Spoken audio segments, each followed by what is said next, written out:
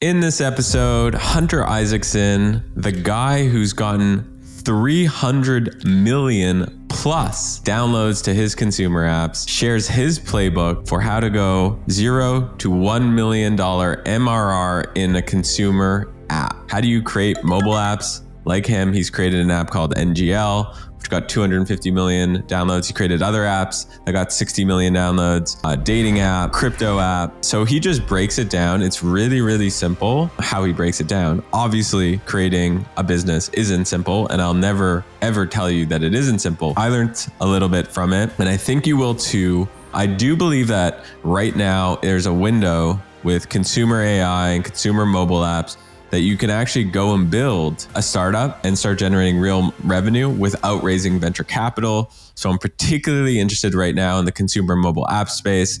Hunter Isaacson is a great guy to learn from. Enjoy this episode and let me know what you think in the comments. The Startup Ideas Podcast. Sipping time, baby.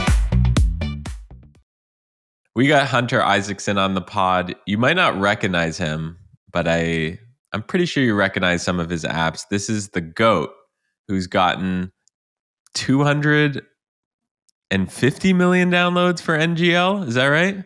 That's right, yes. And then another 70 million downloads for the new app you're working on? Previous apps I built. Previous apps you built. And so this guy's got the sauce. And we have a thing on the Startup Ideas podcast, which is when someone has a sauce, you have to deal the sauce. So what I'm hoping for is I'm going to share my screen real quick. I saw this tweet where it's a bunch of these apps, mobile apps, 100K MRR, 300K MRR, CalAI, million ARR, Riz 200 MRR, Couple Joy 300K MRR. Basically a bunch of apps that are doing anywhere between 100,000 MRR, or actually 90,000 MRR and a million MRR, and how they've been able to grow organically through product-led growth and stuff like that. And my goal today, Hunter, if you oblige to deal some sauce, is to help us understand how people are doing this in consumer social and crypto and AI. And by the end of this episode, I want people to basically have ideas for how they can go and do this themselves. Do you think we can do this? I think we can definitely do this. Absolutely, brother. We can. Okay. Well, where do you want to start? I mean, we can kind of start with just the obvious picks on that list. CalAI is a great example of how to use, classic tools in AI and that are publicly available to everybody. But then if you package it nicely, if you create a good onboarding experience, you create like a user investment in that onboarding experience. If you kind of package these simple tools the way that they did, that's why they've seen the success that they've had, right? The reality is anyone can go and make a calorie tracking app, but they built an amazing funnel, right? So I think like the key lesson in a CalAI is they packaged it really, really nicely and made it seem even more valuable than it is, which I think is, part of the genius of an app that simple. So what you're saying is basically, it's really simple. Like it's stupid simple. That's how good it is. Yeah. And they just figured out basically how to onboard. I think it's been largely known creators onto to take to create content around it, and then you marry creators with a stupid simple app mixed with AI, and good things happen. Absolutely. Cool. Let's move on. Like, do you know anything about some of these lesser known apps like Bible Chat? Like, I never even heard of that. So I've seen Hallow. I know Coco Note. I don't think I've seen Bible Chat. Obviously I know Pengu, Couple Joy, Riz, Locket, obviously, all those guys. Let's look at Hallow for a second, because I didn't realize it, but it's the number one app for Christian and Catholic prayers. What do you know about this app? I know that it has some pretty big backers. I know that it's very built out. It's definitely super popular. I think that as young people kind of grow up and venture into religion, there need to be mobile apps, for religion and for seeing these stories and kind of experiencing them in a different way. So I think that they took just like they took the Bible, they made it mobile, they made it digital, they made it more colorful, adding push notifications, just kind of like making it young, and making it appeal to not just older audiences, but also skewing towards millennials, Gen Z. And they charge $69.99 for a yearly plan. They charge $120 for a friends and family plan, which includes up to 6 members. That's actually kind of cool. That is a good idea. Yeah. Yeah. I feel like when it comes to like health, spirituality, stuff like that, including a friends and family plan makes sense. 100%. Yeah, I fully agree with that. Do you think that there's opportunities, in the okay, Hallow's crushing it. I think pray.com is also crushing it. There's is there more opportunity to create spiritual apps for example, Christians? I think across all religions, yeah, there's a huge opening for this. I was raised Jewish. I'm not very. I don't go to synagogue as often as I used to. There's other religions that I've been interested in. Different. More spiritual. Or Buddha. Buddhism, things of that nature. I don't see apps for those types of religions, right? So I think there is an opportunity here to kind of look at what are the denominations and faith that people have around the world, and like how many of those have been turned into an app, and are you passionate enough about the subject matter to go and build the app for those people, right? I feel like that's the question on the builder side. I'm laughing because it's two Jews talking about if there's an opportunity to build something for Christians. It is kind of funny. We're going to get so roasted in the comment section. It's going to be insane. At least we can recognize it though. We're calling ourselves. Totally. Dude, 4.9 on 284,000 ratings. That's wild. Seeing this? Yeah. I'll just say one thing on this before we move on from spiritual apps is I think what they did really well here is it looks like they have a really good like daily use case. So like daily prayers are in there. And it's just like a really good single player experience, meaning like it just seems like there's a ton of content. Like they got a bunch of content and they structure it in a way that you're going to open this up daily. Which is kind of like what you want, right? Because they have the daily prayers, they have sleep meditations, they've got minute meditations, and then they've got like kind of a multiplayer experience around community challenges. So I think that if you're creating a spiritual app, think about it as like single player first. How do I create the best daily driver single player? And then how do I add multiplayer? Sure. How would you think about it? I think that in an app like this is very much single player first. I think you look at the multiplayer side as like a way to leverage like a different growth lever, right? So if you have, you have a really good single player app, it's easy to then add like some kind of multiplayer experience or some kind of social experience where you're porting in contacts or you're connecting socials or they're sharing something to socials. I feel like all that is like great growth levers. Once you have an amazing single player experience, once you have some kind of habit that you've formed, then you can add a little gate, right? You can gate monetization with some kind of share mechanism. You can encourage them to invite their friends and family for a discount. A lot of things that you can do in that realm, but you do need to crush that core experience before you can do this. Okay, I have a question for you. So we talked about Cal AI in the beginning. They took something that pretty much existed before, calorie tracking, and then they made it AI first. Is there like an AI first version of Hallow that could be created? Yeah, there totally could be. I think that more with GPT vision, I think will be interesting, right? Being able to look at things, to take pictures of beautiful scenery, and then it overlays and creates some kind of beautiful religious or spiritual video, maybe with some kind of Bible quote, things of that nature, right? Content creation here could be interesting for AI. Generating answers to complex questions using different religious texts. I feel like there's a lot that you could do here. It just we're still pretty early. Yeah. Cool. So someone could be experimenting. Okay, moving on from two Jews in a Christian app. Okay, Locket. Let's talk about Locket. So, okay. Well, I've used Locket actually with my Yeah. wife. Yeah, like as a consumer. Tell people what it is, why it's interesting, and how they've been able to grow. Well, I mean, I've been using Locket for a long time. The founder is a very, very smart guy. And the general premise is they were the first ones to really take the widget functionality on the iPhone and make it social by just taking a picture and it goes to your friend's home screen.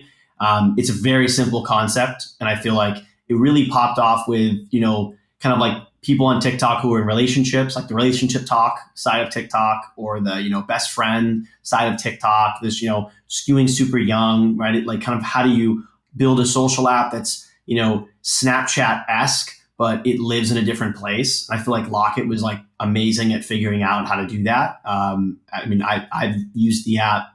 It's a great app, absolutely. So it does feel like it's one of those apps that saw that like widgets started to become more like was a thing, right? They saw an opportunity. To me, it was like the first widget that I was using as a daily basis. Like, Yeah, um, we're sitting now in 2025. Like, what is the equivalent of? I think this, they built this probably in 2022.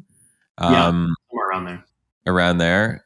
What is the equivalent of the widget store just opened in 2025? Like, from an Apple perspective, does this exist? Like where's the Wild West in terms of new opportunities within the Apple ecosystem? I think that I mean, every year we have a new version of iOS, and there's sometimes they give us something new, like new real estate to play with. I really think live activities is a cool thing that very few people are playing with compared to what they should be, which is when like on your lock screen, it like shows some kind of cool graphic, like your Uber is on the way, right? And it's like it shows, the distance, things of that nature. I feel like live activities is like that's a super interesting piece that no one has really dominated, like the way Locket dominated the widget functionality.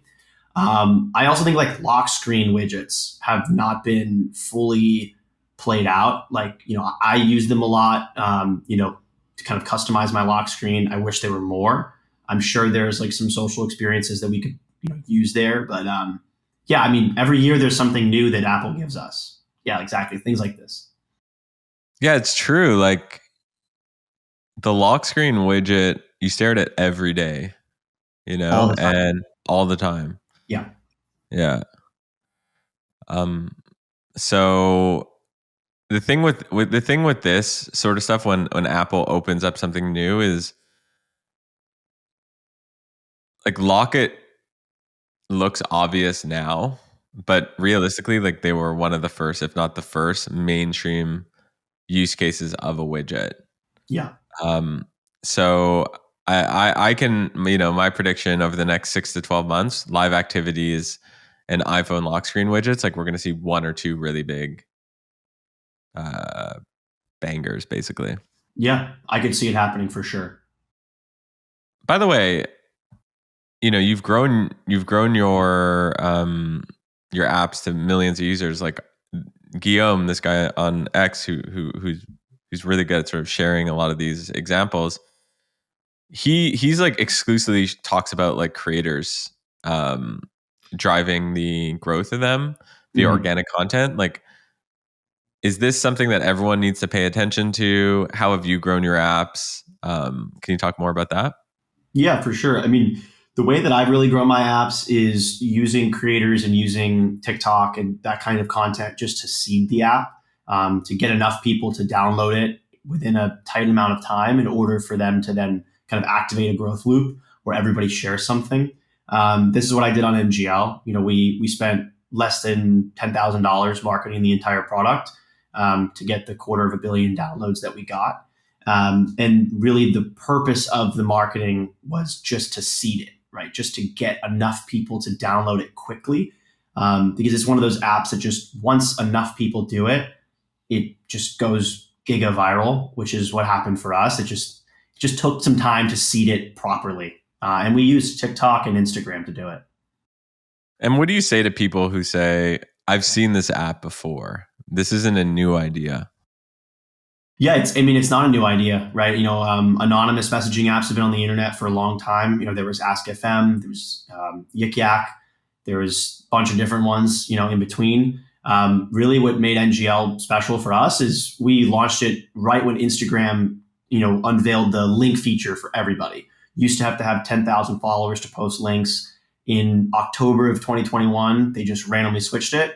Within a few days, me and some friends were already building NGL. We shipped it in a few weeks.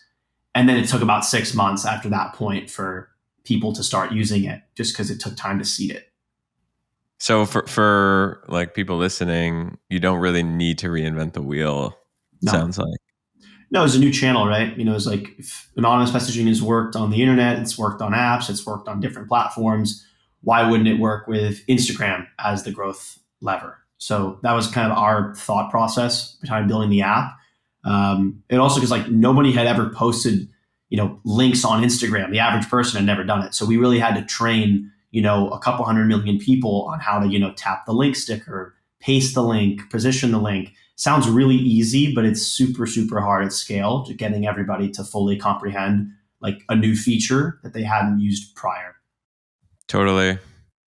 Yeah, I think it just gets you thinking that you can kind of like go back to old ideas that have gotten popular in the past. Totally. But now with like the new economics of like it's cheaper than ever to build, distribution, you can build stuff on social, you can work with creators, there's new channels. Like something that might have worked for mobile might also work in a widget form, widget first. Totally. Absolutely. Yeah, looking for like, existing ideas that could work in a new channel. I feel like that's a great way to just find good ideas because you don't have to come up with fully original, fully fleshed out thoughts. It's more of just like finding a little opportunity of, hey, something's not optimized on this platform. It's not built for this channel. Let me just go and do that. And it worked for us very well. So I got to ask you, if you were trying to, create an app, let's say what's Hunter's playbook to build a $1 million a month app business? How do you think about that? I just want to like brainstorm with you live. Yeah. Around like thinking about what makes, because you could be working on a million different ideas, right? Yeah. How do you think about what to work on and then how to structure your apps so that that it's going to do at least $1 million a month? I mean, the main thing that I focus on is building like a really simple experience. So, I start with like figuring out what the features are going to be for like a V1. Like what's like my bare bones MVP version of this concept that is good enough to solve the problem I'm trying to solve, but it's probably not optimized. It's probably rough around the edges, but it's enough to kind of solve that issue. I then like to get users on pretty quickly, right? So just it could be a couple hundred, could be a couple thousand. So, once you have kind of built this core concept, you have like some kind of MVP for it, just testing content, right? And this could be even when the app is in pre-order stage, right? It doesn't even have to be live for you to do this. You can test content on TikTok or on Instagram Reels and, see are people responding to these formats that, your app is, kind of the premise of the app is around these formats. Are the formats working or not? Once you drop some people into the app, then really what you're looking for is you need to get a high percentage of people to complete a core action. So you select a core action and then you kind of orient your decisions around a core action or like a North Star metric. This is like something that I'm really bullish on, like always having that one metric that matters more than the other ones. It makes it really easy when you're doing like conversations of trade-offs, right? Because it's like, do we sacrifice this? Do we sacrifice that? If you have a North Star metric, it's kind of obvious what the decision would be. because you want to just increase that. For example, Yeah. I can give you a couple examples. So for Wink, which was an app that I built, it was one of the largest make new friends apps in the world. North Star metric we had was like, what percentage of users get a match in their first day, right? How do we make sure that it was a swiping make new friends / dating app? How do we make sure that everybody gets a match? What does that mean? How do we use the out matching algorithm in order to sort people who swipe a lot, to the right with new users, for example, right? How do we just maximize that percentage? With NGL, our North Star metric was the percentage of users that are sharing the link and sharing a few replies. We figured that sharing the link was already pretty hard because it was a 4-step process. You had to go through a tutorial. If we could get as many users as possible to share the link and then share a couple replies, that then made it where people became more comfortable to actually like send messages, right? Because you see your friend posted a link, then you see that your friend got replies. So now you as the viewer are more willing to send a message because you know that it's cool. So we kind of figured that this was like the core metric.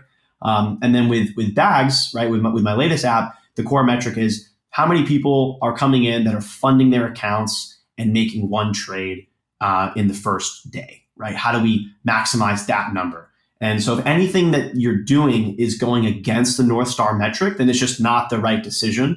I feel like it's super important that you have to pick one of those and kind of like go all in on, orienting the business around it.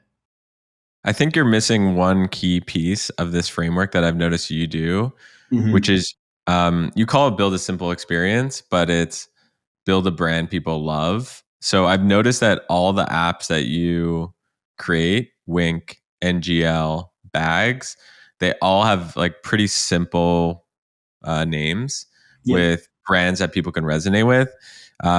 Bags it's bags.fm, right? So like when I just look at Bags, like first of all, surprisingly, no one had built a crypto app called Bags. Shocking, right? Shocking. Yeah. Like couldn't be more shocking, right? And it's so smart to take the like the slang of a community and make it and basically coin it as the name of your app. Yeah, 100%. That was the thought process behind it. And we did something similar with NGL. NGL is not going to lie. So it was like really easy for young people to understand like what the NGL link is, and then being, oh, it's an anonymous app, makes a lot of sense. But that's actually a good idea. Like, yeah, build a brand people resonate with. And I think a brand that people understand. Like people are able to look at your app and have like some idea of like what it is or kind of get something from it. Right. And I think with my apps, I try to be pretty like on the nose with like what it is, just be very obvious with it.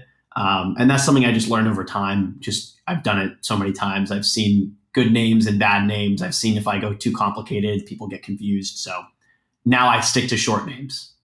Is that something that is just intuition, or like how do people actually come up with a brand that people can understand and resonate with? Is it as simple as keep it short, find a slang term? Keep it short and finding a slang term, I think, are two great ways to do it. I don't know if there's like a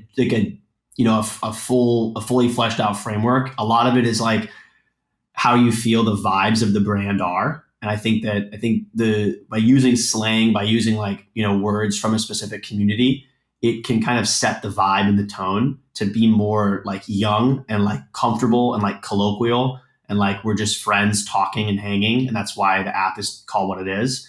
And sometimes I in the past, I would like move some of that language into the app, like into like, different pop-ups and different, into the copy to kind of also skew young, stay relevant, make them feel comfortable, right? Like make them feel like they're almost, it's like the app is like, that understands them because it understands their language. Yeah, we have a saying for, we actually made it our slogan for our design agency, stay a while. It's like, how do you make people feel like when they're in an app experience that they want to stay a while, like they don't want to leave? That's actually very true. You definitely want them to stay a while. So making them feel comfortable is a big part of that. And then from a design perspective, so do you hire like one designer? Like how do how do you deal with that? So I design everything Okay. for all my apps. I've solo designed every single app I've built. So like a dozen apps at this point, including the branding, including everything. And what do you use, like Figma or Yeah, I use Figma. cool? I started my first app. I was designing it on PowerPoint, and then I learned Photoshop, and then I learned Sketch, and then Figma.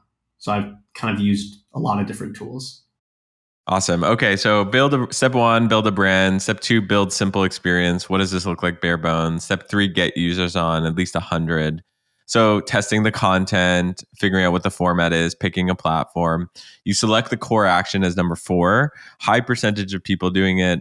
You know, I'm guessing this, Matt. This is different depending on what your core action is. But Yep. can you give a range of what a high percentage is? Yeah. So when I say like a high percentage of people sharing the link in multiple replies, I mean over 90%. Oh, wow. Yeah, vast majority. You need to aim where everyone's doing the same thing. And then also, it's like you want to have one flow, right? Because if you have branching user journeys, then it gets also complicated, right? You want like everyone to go through the exact same flow. And then you can see, was I successful in getting them to do this or was I not? Because it's very apparent because everyone has to do the same thing. So once you've done that, say you've got close to 90% or 90% or more, what's next? At that point, then you want to continue seeding it, right? Because now you've proven that you can get enough people to complete the action in the app. So now you need to seed it with like a really like you kind of did the test content, you got users on, you iterated. Now you need to kind of take all those learnings and then apply more pressure, and then just start trying to seed it in different audiences, different niches. Work with creators in different countries, in different time zones that have different kinds of audiences. Just really like push. I feel like once you know that you can get people to do the core action, your job is now just to get more people onto the app. And what I like to do is like part of the core action, I do like to have some kind of sharing or inviting in that core action, right? We've seen apps like that have hard invite gates. We saw that with Laps, for example, very viral photo app. You would invite, I think, 3 to 5 friends to get in the app. So a lot of people would, hit that wall and maybe not go over. But if you got over the wall, you were an extremely valuable user because you brought in all these people with you. So it's like if you have some kind of loop in the app or some kind of way of inviting people, whatever it is, I would put that in the core experience, because then if you just drop in 1,000 people and 50% of them share, that's 500 people that have now shared your app or they've invited their friend. So it's like your K factor is going to increase because you have that in there. And you're not fully reliant on the TikTok or the Instagram reel or the ad that they came from, because you kind of have this extra little growth lever that some people or most people are going through. In the case of NGL, it was almost everybody. Yeah.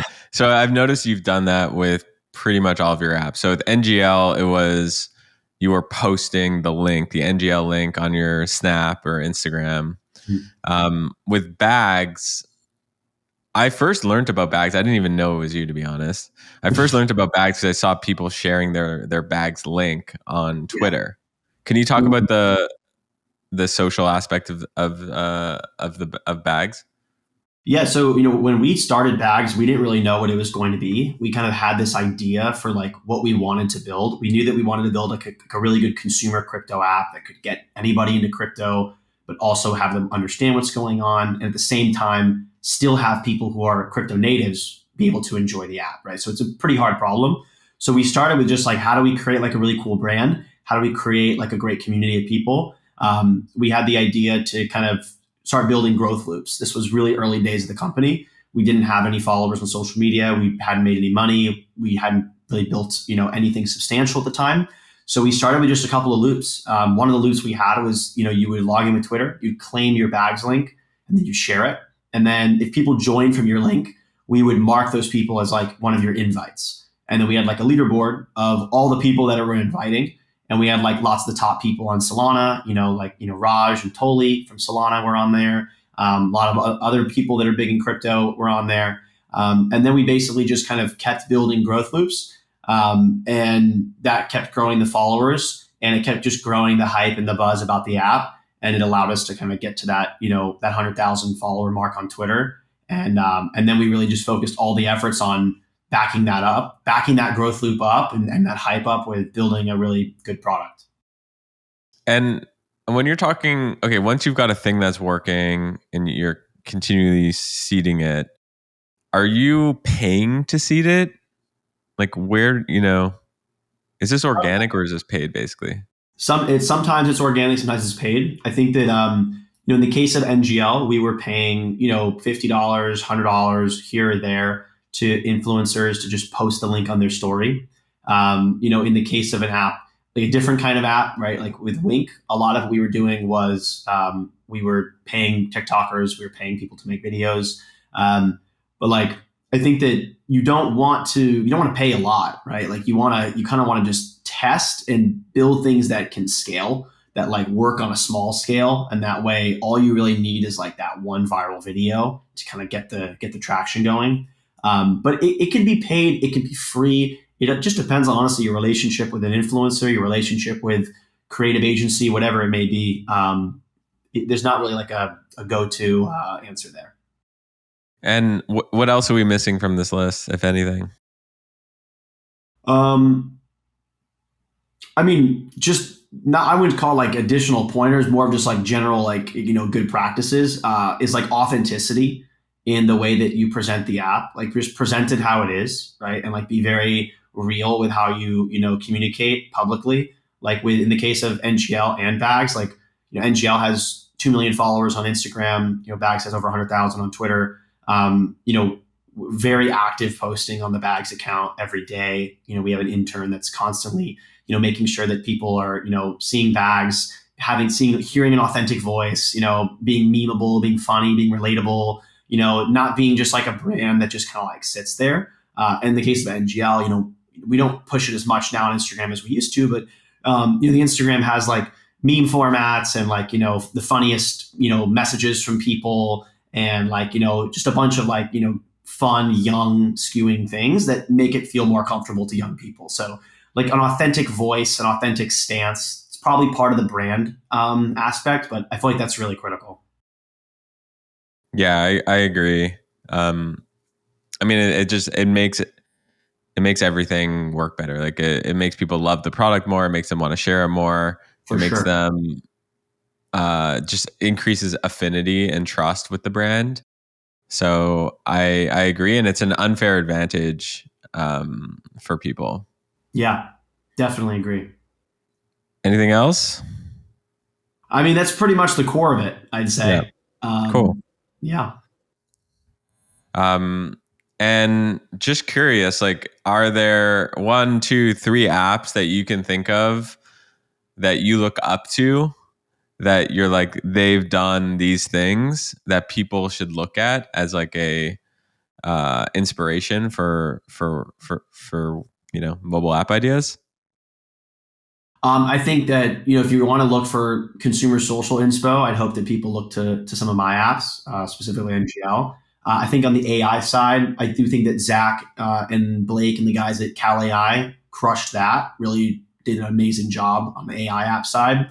And then I'd say like, there's lots of apps that I respect. You brought up Locket. That's a great example of an app that crushed on social.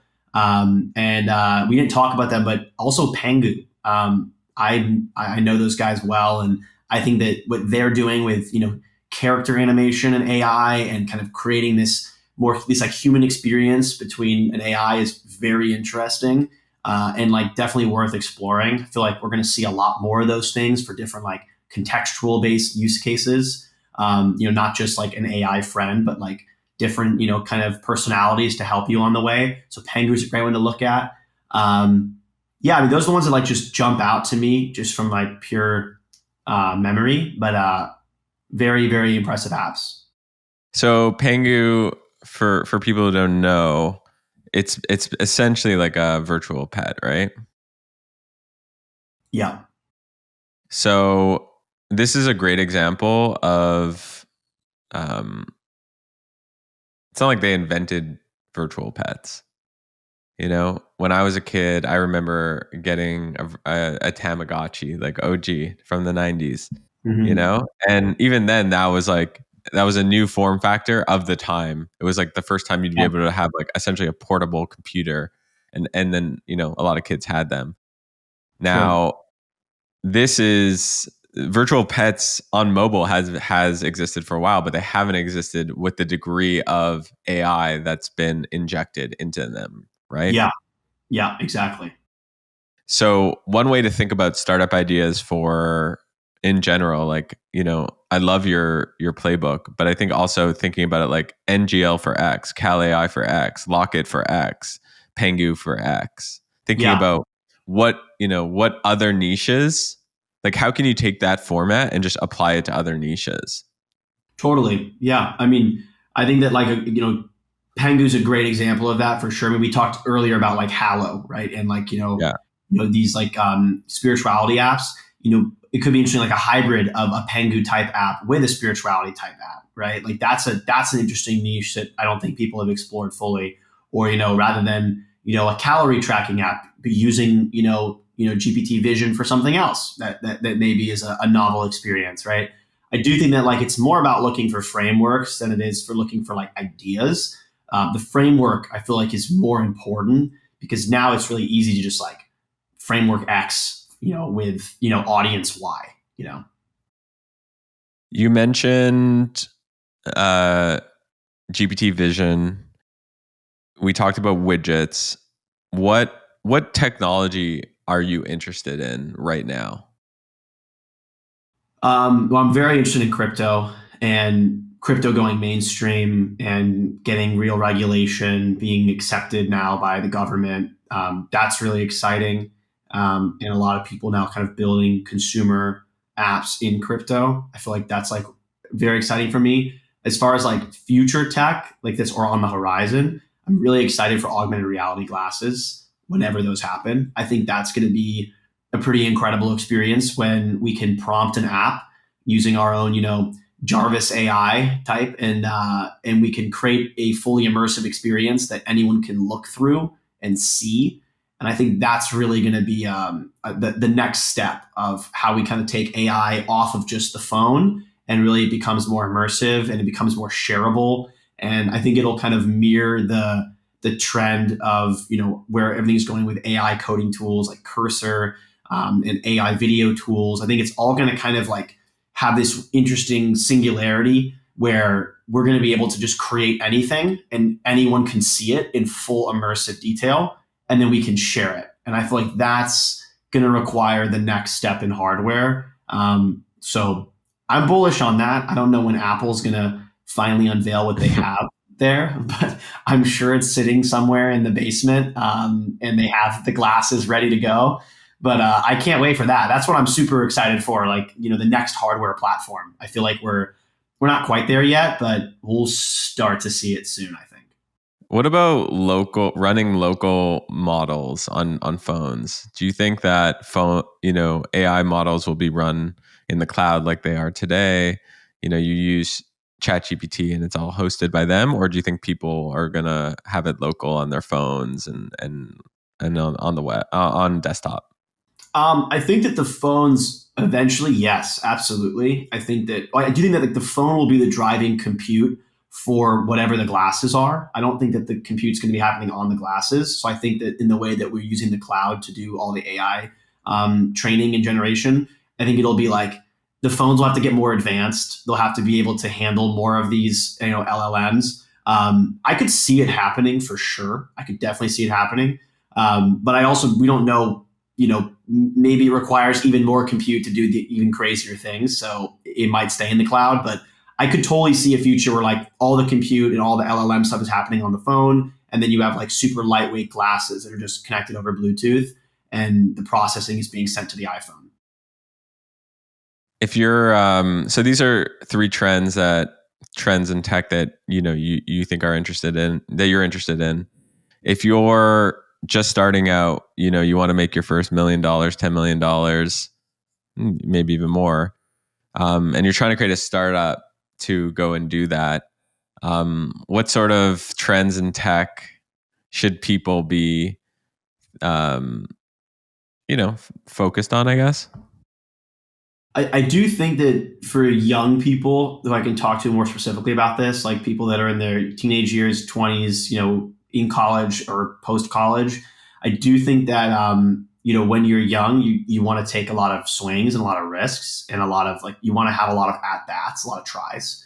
So I do think that building consumer mobile apps is like the best thing to be doing if you're a young person. Obviously, I'm biased. That's like all I've ever done my whole life. But I do think that when it comes to understanding human psychology, figuring out how to build a product that people love, figuring out how to go viral and kind of create these, global experiences, you could really touch the whole world using, consumer social and consumer apps in general, right? It's like the way that people and the way that humans interact with the world is through apps and through our phones. So I feel like if you're a young person and you're looking at tech and where do I go? I would really go on the consumer side versus going on the B2B side, the SaaS side, just because I feel those things aren't as, call it, traditionally fun than compared to a consumer app, right? Consumer app is a little bit more fun. You're dealing with building things for lots of people. You're not dealing so much of the B2B world of dealing with businesses and contracts. It's more of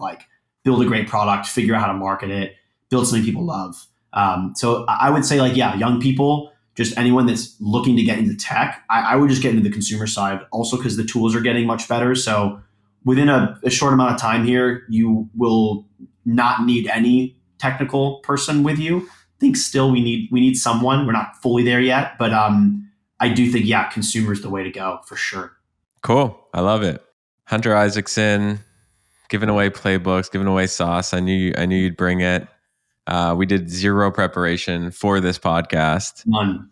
And I said to him right before this, I said, this is what I would ask you in person, if we were just catching up for coffee. So I wanted that to be this experience. And so I appreciate you, man. And Hunter, if people want to get to know you better, how can they do it? Follow me on X and Instagram, Hunter J Isaacson, and I post there regularly. I give insights. I help young people in the industry and mentorship, and I'm always a resource for people that are getting into consumer social. So follow me, hit me up, send me your app. I'd love to see it. I'll include those links in the show notes to make it easy on people. And then, like always, I read every single darn YouTube comment. So please say hello, say what's up. Let us know if you enjoyed this episode and what we should be covering next. Startup Ideas Podcast, Hunter Isaacson. It's been real. I'll see you around Miami, my friend. Yes. And hopefully people enjoy this episode so you can come back. I would love that. And yes, I'll see you in Miami soon, brother. All right. I'll catch you later. All right, man. Peace.